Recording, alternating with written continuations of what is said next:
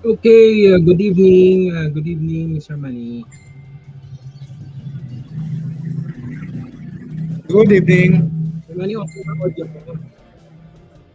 Narinig niyo po ako?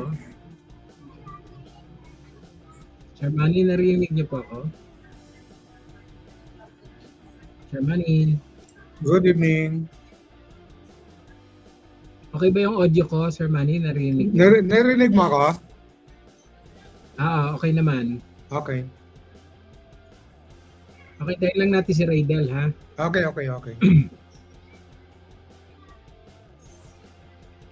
Okay, standing by sa atin pong tulong ngayon sa Makakalikasan Organization.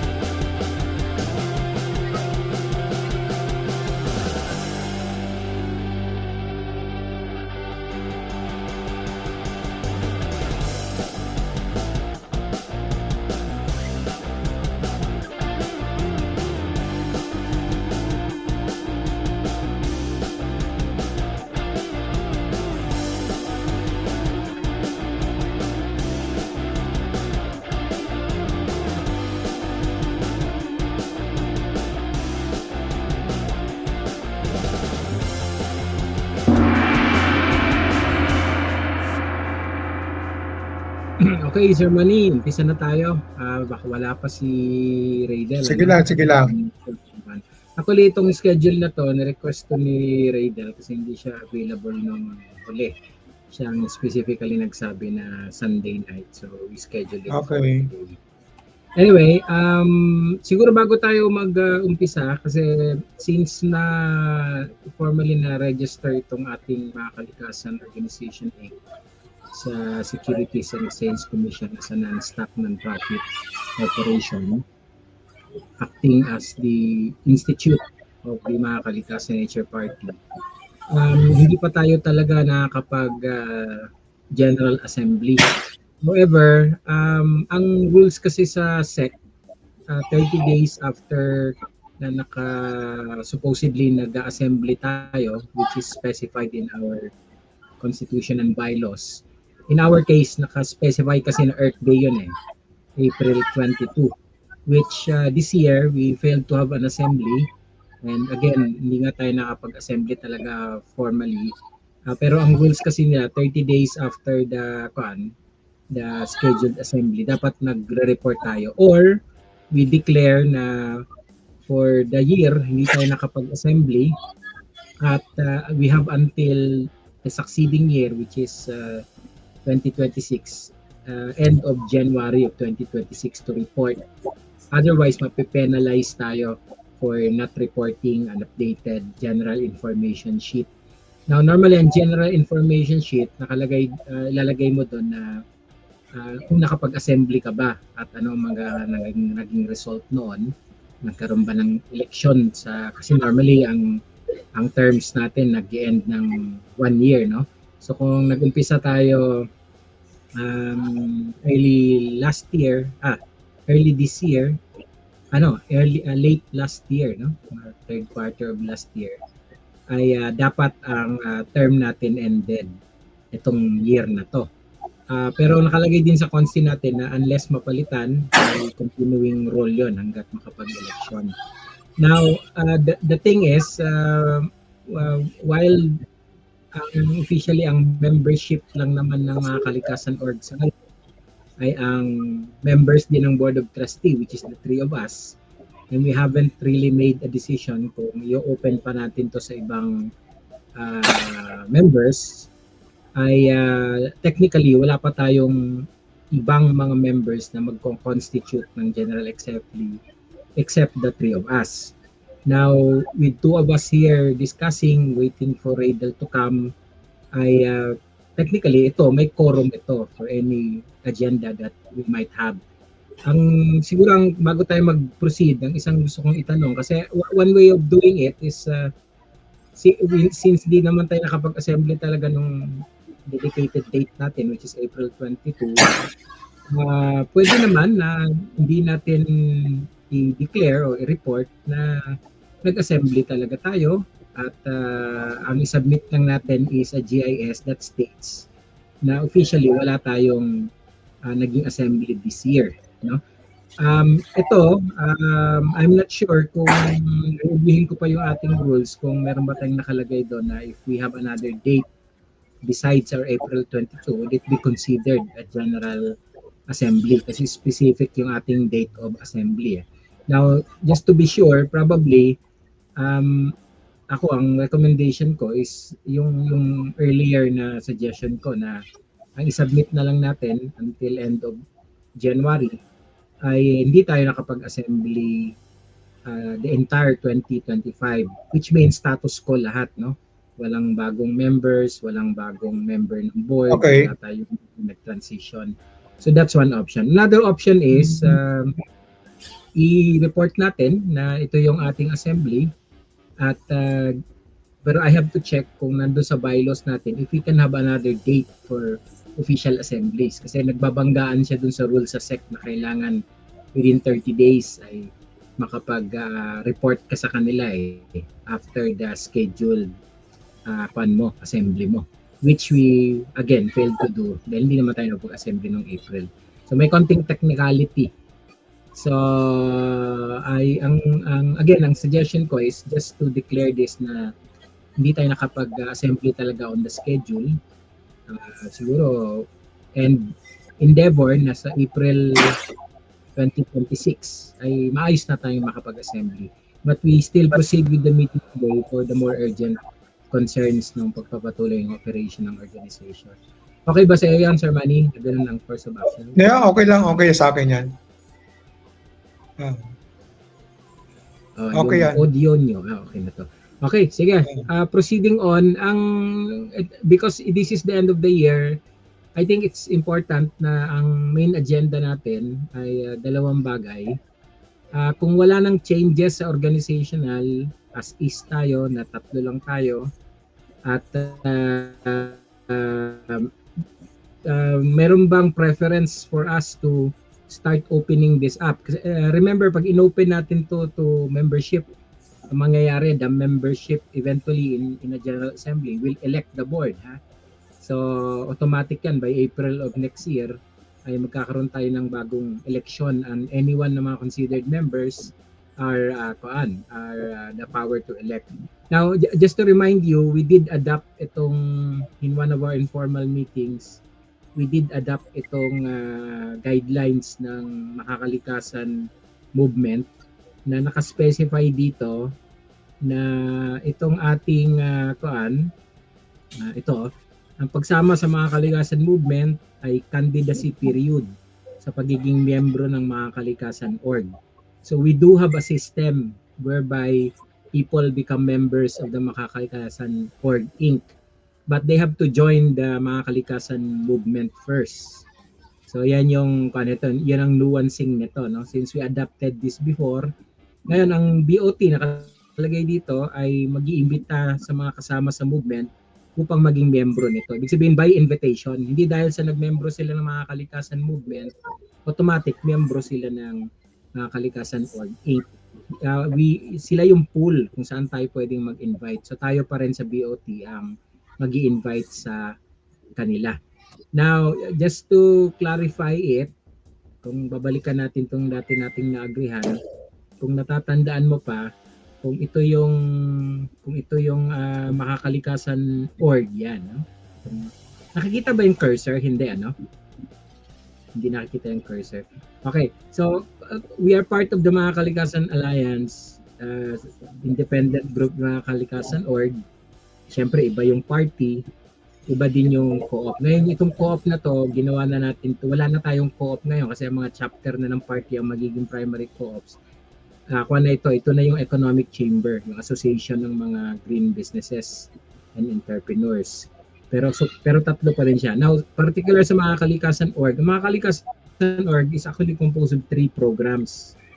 Yung policy advocacy natin sa Policy Center, yung ating Pilipinas Kalikasan na ito yung dati nating NGO talaga pero tinransform siya into a eco-spirituality circle, no?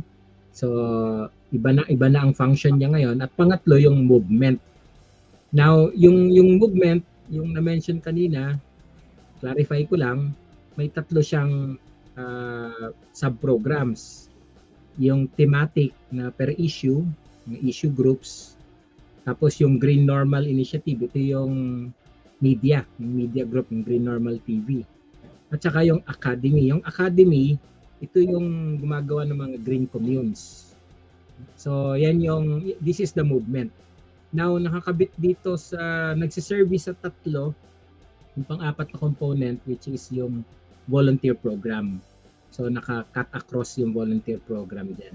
So, just to clarify that before we proceed, kasi it's important na maunawaan natin na if we open this to membership now, siguro the general question would be, do we have any individual na tayo mismo sa member ng board would like to invite to join the Makakalikasan org Inc. as a member?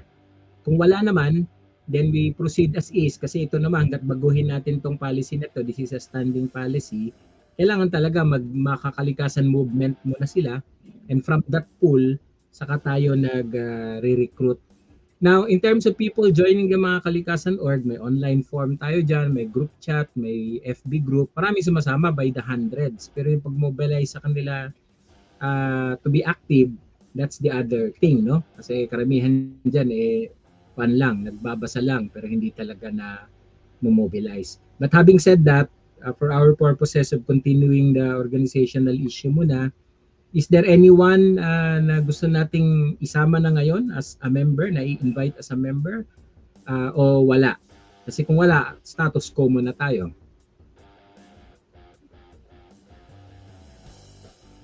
Any suggestions, Sir Manny?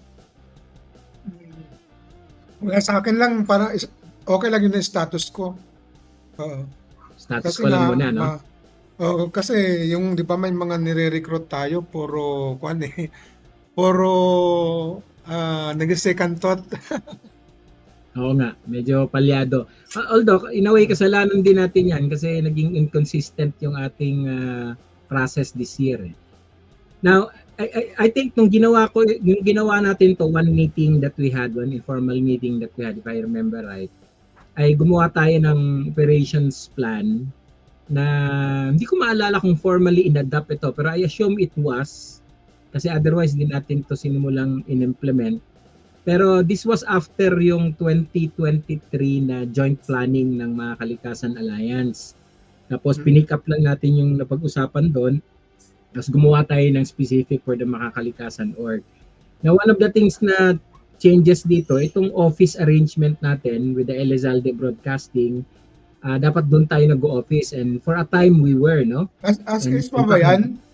As is ha? pa yung office na Elizalde na Well, yan? that's the thing kasi nagsara na ang Elizalde Broadcasting noong December 7 lang. Wala na sila sa Calao. They will be Oo. setting up their new studio and office dun sa original nila sa San Pedro, Laguna. Na hindi naman natin Ah, yun masundan kasi no ang one of layo. us can actually go there, no? Especially yung nag-commit before na si Romel at saka si Kaan, no? Si Mardy. Now, yung Oo. dalawa ay si Mardy officially nag-resign kasi nagkasakit, di ba?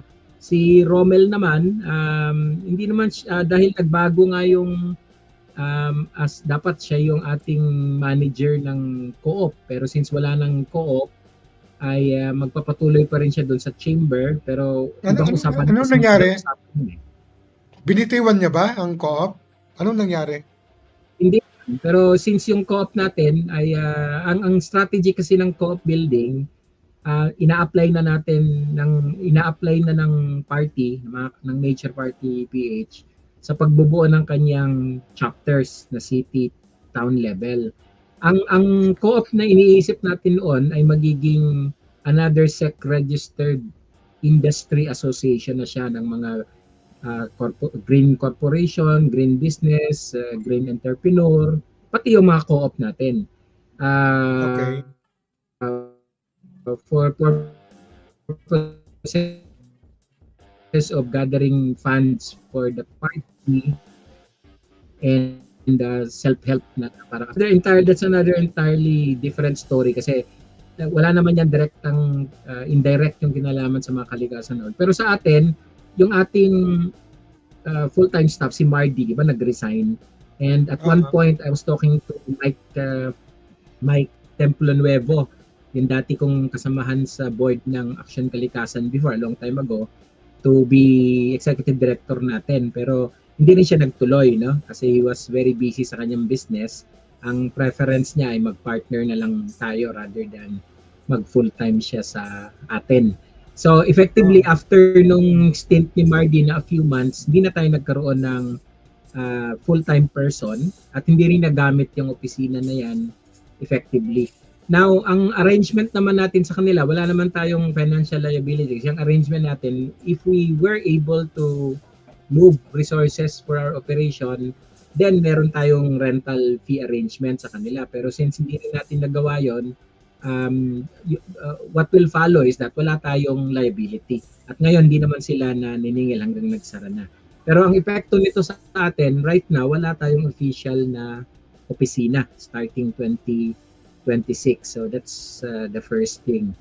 Now, the other thing is, when we came up with this plan, again, medyo grand yung mga plan dito at malalaki yung assumption sa pag-raise ng pera at karamihan dito hindi natin nagawa. Nung binilang yung mga activities na nagagawa in an average month, mga less than 10% sa mga naplano ang nai-implement. While nakapag-adapt tayo nitong crowdsourcing policy, yung mga guidelines, etc., na anytime pwede nating balikan, this was never really fully implemented dahil nawalan nga tayo ng full-time person in the person ni Mardy. Now, all of these targets were between 2024 to 2025 kasi 2023 plan ito ginawa for the overall mga Kalikasan Alliance. So, may portion lang dito itong in green, no, yan sa baba, ang para sa Makakalikasan Org Inc. Now, ang main na role natin was really sana yung reach sana sa IEC, sa Information, Education, Communication. Malalaki yung targets kasi may relation ito sa pagbibuild ng possible electoral base. Kaya lang ang inabot lang natin, just to give you an idea, kasi pag tiningnan mo to, no, 2025, 160,000 ang reach na target. Now, nung 2024, 120. Nung binilang ito nung unang year, ay ang inabot lang ng mga nag-sign up sa lahat ng activities natin, whether umattend man o hindi, ay nakakuha tayo ng database na around 7,000 katao. Of that 7,000, nung kinlean up, kasi may mga multiple entry, ay umabot lang ng 4,000. Right now, kini-clean up pa namin yung 4,000 kasi marami nang nagba-bounce na email. We don't know yet kung ilan talaga ang functional email addresses pa na naabot natin. Pero it's probably not more than 4,000. So ang layo ng 4,000 reach sa 120,000 reach. So this is how bad our performance has been in terms of our basic uh, goal na sinet, no, or objective for the year 2025 and 2024. Now, as far as the green communes piloting is concerned, totoo, we were able to convene yung mga partners natin na 13 na lahat nag-commit one way or the other. Pero marami dito, after 1 or 2 meetings, ay hindi na nagpaparamdam. Except for yung sa Northern Mindanao, yung sa Palawan, at yung sa Lasam Cagayan. Now, yung Lasam Cagayan, supposedly, meron meeting itong December doon sa kanila, pero pinospone nila dahil lack of resources. Pero ito nag-e-effort sila. Ngayon, yung sa kuan naman, sa Puerto Princesa, dahil through an IP, Indigenous People Tribe yun doon sa kuan, no, ancestral domain sa Puerto Princesa, ay yun ay palaging nagpo-follow up. Ganun din ang case nung sa kuan, no, sa sa Talakag, sa may Bukidnon, sa case ng Northern Mindanao. So, yung tatlo na yon have high potential na maituloy. I think, pang-apat is yung sa, hindi lang natin nababalikan talaga, yung sa Tanay, sa mga dumagat, remontado. Yung dati nating kausap doon, dating nag-handle lang ng asosasyon nila sa isang barangay. Ngayon ay province-wide na federation na ang hawak niya sa mga IP groups doon.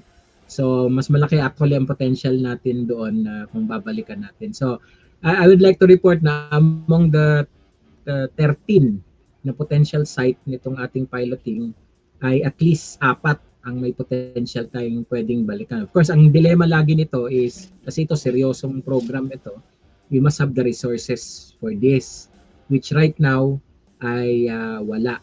The only opportunity that we have, Sir Manny, is through one of our political partners. And for transparency, I will not mention his name na not in this public forum, pero i-mention ko lang kung saang grupo din siya galing. He's a socialist, pero nagsusuporta sa mga Greens na effort. Now, dati siyang government official. Ngayon ay hindi na siya government official. Pero meron siyang mga connection sa mga similar green groups sa China in particular. Now, itong Chinese green business group na ito ay nag-o-offer ng financing para sa mga green business dito sa Pilipinas. Ang una niyang in-offer ay medyo malaki well, hindi naman malaki, no, sa kalakaran ng mga malalaking funding, maliit pa to.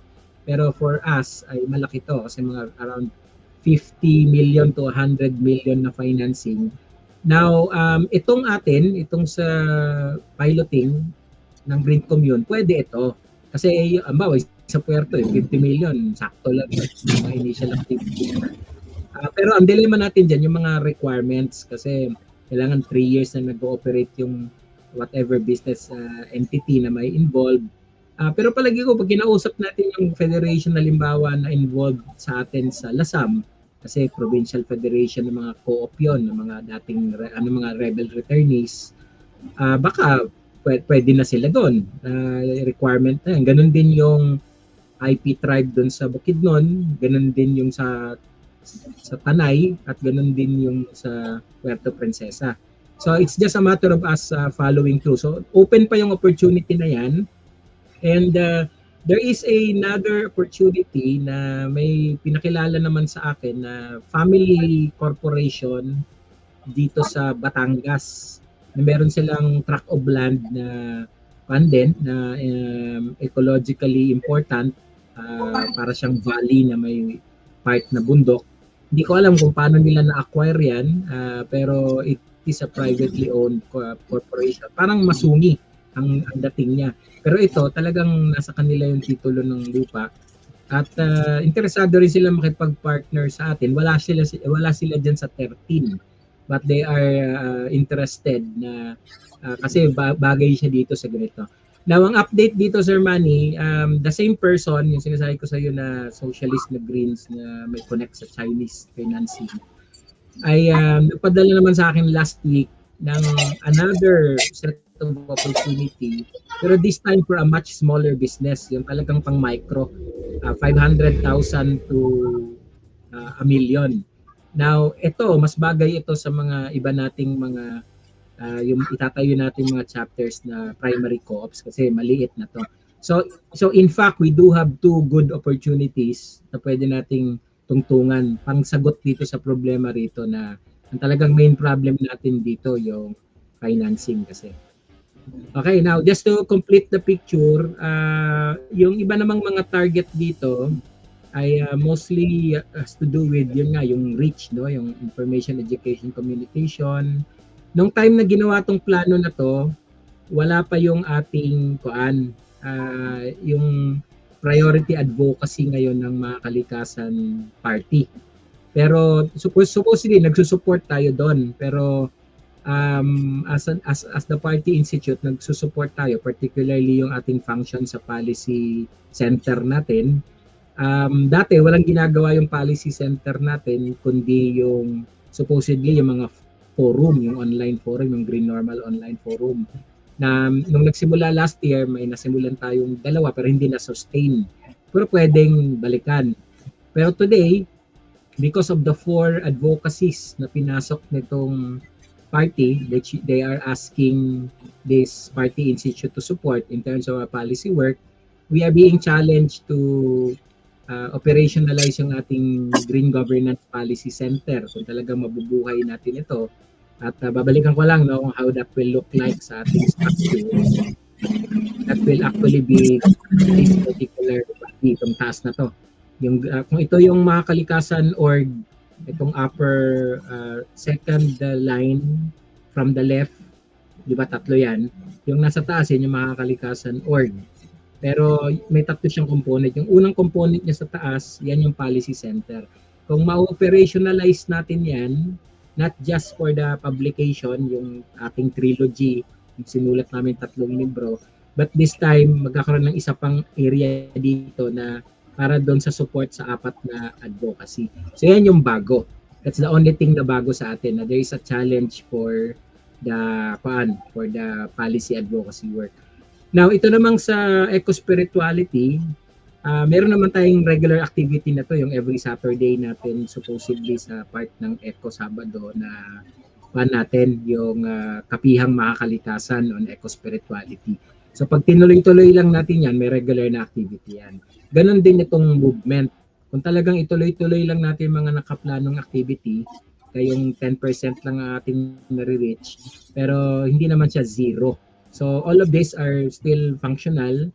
Ang challenge lang talaga is we don't have regular people to do it. Wala naman tayong regular person, wala pa tayong opisina, at zero budget tayo. Wala ring kolekta. Walang specific na nakolektang amount for 2025 for the entire mga kalikasan org, except yung nagastos natin sa pag-register. Na I think na-report ko na yun before, no? Nung tayo nagkolektahan, tapos yun yung ginastos natin sa registration. Now, so that is where we are, and which means itong plano natin has remained largely unimplemented. The targets can still be pursued as is, with an addition doon sa una, adjustment, kasi kung 13, hindi naman yan talaga, 4 lang ang lumalabas or 5 kung isasama natin yung Batangas, at saka an addition of policy advocacy support doon sa 4 na priority policy advocacy ng party, which is yung sa constitutional change, national budget, yung sa anti-corruption campaign, at yung sa Northern Mindanao Advocacy. Doon sa Northern Mindanao Advocacy, what will be required of us is to set up a Party Institute branch office doon mismo sa Cagayan de Oro, which is another challenge kasi dito nga hindi pa natin natatayo. Ngayon we are being asked na mag-extend doon. So talagang napakalayo ng mga demands doon sa reality natin. But just the same, itong plano na to as a plan, to me, remains valid. Kung gusto nating ituloy, pero we have to make major changes to this sa mas realistic na situation. Now, that is where we are at. So, anong tingin mo? Paano ba natin to? How do we proceed? Kasi grand plan, ang summary ko dito, grand plan na consistent, pero weak implementation, super weak implementation dahil ang organizational natin ay mahina, no? Again, less than 10% implementation, 0.01% ang naabot dun sa target na reach ng IEC at zero sa nasimulan na implement doon sa ating piloting sa green communities except the identification of potential partnership and areas. Ano tingin mo, Sir Manny? What's your pleasure dito? Actually, ang ganda ng natin. Ang problema nga yung tao na pasasama sa atin. Napakaganda ng tawag ito ng mga plans natin, 'di ba? Matagal na rin naman 'yan. Yung problema nga talaga natin yung funding, tapos yung mga gustong sumama. Yung iba puro umpisa lang eh. Tapos hindi naman nagtatagal. Tapos ito naman si Raydel laging nawawala. Ano nangyayari sa kanya? Nag-usap na kayo, sir? Hindi Ni ko alam Raydel? nung well, Ah. itong schedule na to was scheduled Sa dahil kanya hindi to, siya siya makasama nagsabi sa nito, atin 'di ba? nung huli. Di ba nung huli, available ka naman? Oo. Pinagbigyan na nga siya Oo, sa gusto niya. supposedly. Pero hindi nagparamdam ngayon eh. Minsan kasi, kaya medyo problematic ito. So ang akin naman kung yung pagkukuha kasi ng tao, nakaka-convince naman tayo na mga nagsa-sign up at saka Oo. mga nag-message na paano mag-volunteer. Yan naman yan, diba? Oo. Ang dilemma lagi is yung credibility kasi natin dahil once na sinabi mo na hindi online lang kami, ay patay. Hindi siya mukhang kumbaga hindi lagi ang psychology kasi ng tao parang laging may opisina dapat para ma-perceive ka na ako I don't believe in that at all, no, pero Oo. ang traditional view kasi yan eh, pero naintindihan ko rin kasi kung hindi naman nila tayo kilala, I'm pretty sure siguro tayo din sa kanilang situation they would also apply the same standard, di ba? We will also apply the same standard. Oo. So unless ma-resolve talaga natin itong ating office issue, dilemma talaga ito kasi wala tayong in a way walang credibility. Now, by the way, yun namang sa Elizalde kasi may inaantay naman talaga silang pondo sila Oo. mismo para kaya lang naabutan na sila kaya give up na nila yung kanilang studio. I have another studio opportunity sa kanila diyan sa may Santa Mesa, may isa akong kilala na may music studio na gini-give up na niya. Hindi lang yung studio niya, pero yung entire Oo. business. Gusto niyang lumipat na ng ibang negosyo. Binibenta niya yung buong negosyo niya worth 250,000. Lahat na. Yung negosyo niya Oo. mismo, yung kanyang equipment, Saan yun, sir? at saka yung pagpapatuloy ng contract. Santa Mesa, Manila.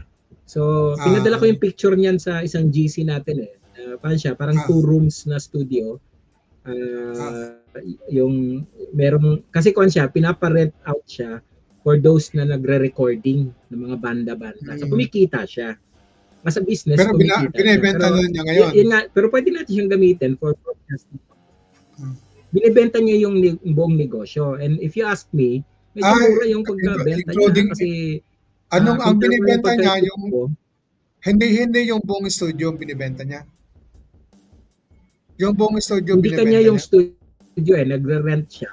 Pero yung lease Okay. agreement, so pwede mong ipasa yung lease agreement sa bibili Okay, ng okay. negosyo.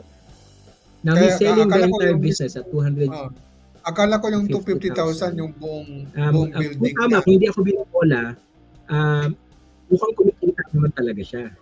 Ah, Ay, hindi, napakamura naman nun kung yung mura buong, yon kung buong building. building, no? Diba? Mga Saka ganyan, Santa millions Mesa na yan siya. eh. Pero ngayon, ang gusto ko Pag kwan ba, i-discuss ito sa sir, Elizalde kung gusto nilang ituloy para ah, makasingit lang tayo kasi wala rin naman ah, tayong means. hindi, Pero wala ang tanong ko, rin sir, masama kung ito ay i-apply natin dun sa 250,000. Yung di ba nag-offer sa atin na 500,000 loan, pwede rin naman 250 lang. ah, sir, ang Go ahead, suggestion Germany. ko, ngayong Christmas vacation, Mm. anong araw ba pwede na yung face to face ba mag-meeting tayo? Si Mm. Romel, ikaw, ako, tapos si kuan, tawag nito, Raydel. Anong available ba nilang At araw? saka si Dexter, yung ating auditor sa Mas party. maganda kasing upuan natin na mag-meeting tayo kasi ang dami ko ring gustong i-suggest para nga mag-materialize yung O ating sige, mga plano. why don't we go into that? Kasi I think it's a good idea. Ang tanong, anong date natin isi-set? Uh, kasi kung ngayong pa kuan kasi 22 na ngayon ano, sa Christmas na yan. So Ah, dapat after 26, between 26 to may pasok na ba uli kayo or wala nang pasok o no? kahit Yung kahit teacher na kahit wala. itong 24 Habulin ba, natin 23, 24 diyan mga kasi ganun. baka umuwi naman si Raydel sa Katapan. 20 dapat Okay, ganun okay. kaaga, no? O Ah. sige, i-schedule Hindi natin ng kung twenty-three ang tanong ko, may pasok pa ba 23 siya? May pasok ng pa ba siya hapon. hanggang kailan ang pasok niya? Hanggang 23. So kung uuwi siya, dapat Kasi before siya kanya umuwi. college. 'Di ba kwan Kaya yun? nga, Nagtuturo yun sa before sana siya umuwi. oo nga. O sige. So, Baka kaya i-message natin kailangan siya makontak agad mo talaga ngayon. siya. Kung bago siya Oo, umuwi, mag-meeting na tayo. oo, oo. Sige, Saka sige. dapat I'll do that now pagkatapos itong meeting na makausap to. niyo rin si Okay, Romel so yan para muna ang i-resolve natin. oo. Saka puwede naman tayo mag-meeting sa dun na uli mismo sa PWU, sa kanya. Puwede naman dun tayo sa PWU, Pwede. Philippine Women's. Oo. Actually, that's what I was trying to do last time. Pero ang sabi niya, wala raw siyang makuhang venue. Pero Ah, naalala mo yung kung saan tayo nagkita dati na nagpermahan tayo? Pwede na yun eh, di ba? puwede naman dun, Doon oo. sa yung kainan sa Oo, likod. as long as Pwede na yun kakain eh. tayo. Nandun pa yun eh. O sige, Oo. sige. O yan na muna. Let's have that para may face-to-face tayo. Yung kwan ba, yung by the way, Uh, yung sa SEC kay KB na registration lang. pala, Tapos agahan natin kasi yung sa kailangan SEC natin. registration pala natin, wala bang kailangang i-submit? Can you say that again, Sir Alam ko Manny? alam ko yung SEC registration natin merong annual na kailangang i-submit sa kanila. Actually, meron. Para May hindi dalawa makuan, tayong para printed ah, certificate ah. physically kasi Alam ko kasi online lang tayo, di may ba? reporting yun. So that's the Alam ko first one. kasi sir, may Requirement din yun reporting na yun. kunin natin. Oo, Pangalawa, kailangan tayo mag-submit ng updated GIS, ah, General Information Sheet. sige. Now, yun nga yung tanong ko kanina kasi pwede namang i-declare natin na hindi tayo nag-assembly kasi effectively hindi. We have until end of Ah, January to do that. Apo, apo. Updated pa rin tayo. So, may 2 steps na kailangan gawin sa SEC Okay. para manatili yung ating pandon. Ah, Ang importante lang at least na update na kita doon sa mga ah, developments